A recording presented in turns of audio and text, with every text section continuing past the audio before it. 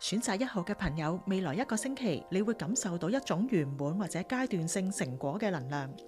宇宙鼓勵你要肯定自己嘅進步，準備迎接一段新旅程嘅開始。你一直投入嘅事業或者專業技術將會獲得更多嘅認可。專注同精益求精嘅態度係為你帶嚟成功嘅關鍵。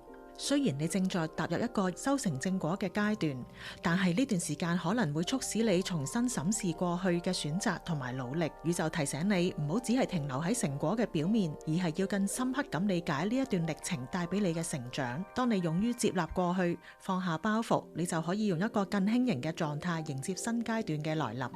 選擇2號嘅朋友，今個星期你主要嘅課題係連結同埋感受。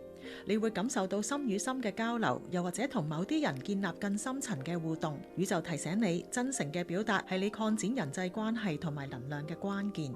你正在吸引一啲好嘅人同事去靠近你，呢一個可能係一段新嘅合作或者親密關係，又或者係一位真心相待嘅人。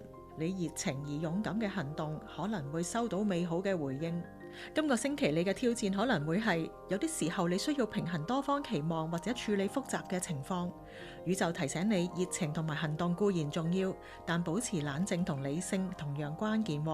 要盡量避免急於下定論，咁會幫助你做出更明智嘅決定。選擇3號嘅朋友，未來1個星期你將會專注事業、專業技能或者個人目標嘅提升。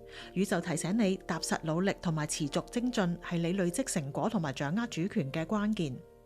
今個星期你亦都有可能同其他人建立新嘅互動同埋連結，呢一啲關係將為你帶嚟溫暖同埋支持。但係你要注意嘅就係，有可能呢個星期你會感覺到壓力同埋疲勞，甚至想放棄某一啲目標同埋責任。宇宙提醒你，喺面對重擔嘅時候要合理咁分配精力，唔好過度操勞。要提醒自己要多休息，調整策略同埋檢視自己嘅優先次序。做好時間管理將會幫到你更穩定咁完成目標。